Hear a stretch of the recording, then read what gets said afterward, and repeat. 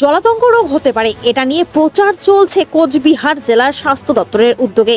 কোচবিহার জেলার বিভিন্ন মহকুমার স্বাস্থ্য দপ্তরে মানুষদের মধ্যে প্রচার চালানো হচ্ছে। কলকাতার নাট্যশিল্পীদের নিয়ে এই প্রচার চলছে।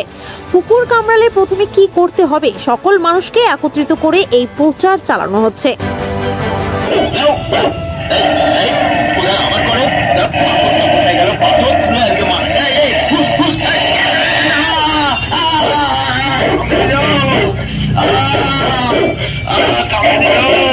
কোথায় আছে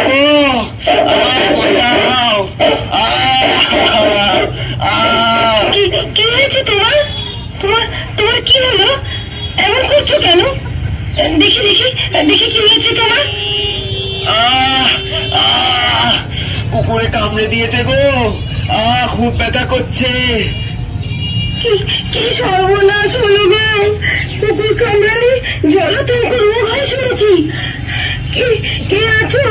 আমাদের সাহায্য করো, আমাদের সাহায্য করো। আরে বৌদি, কি হলো কি? দেখ না ভাই, তোর দাদাকে কুকুরে কামড়েছে।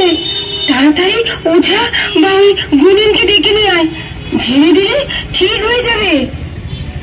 আরে বৌদি, তোমার কি মাথা খারাপ হয়েছে?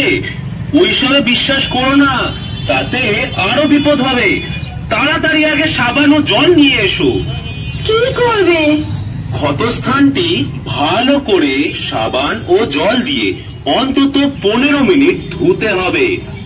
যদি সাবান না থাকে তাহলে অন্তত জল দিয়ে ধুলেও হবে।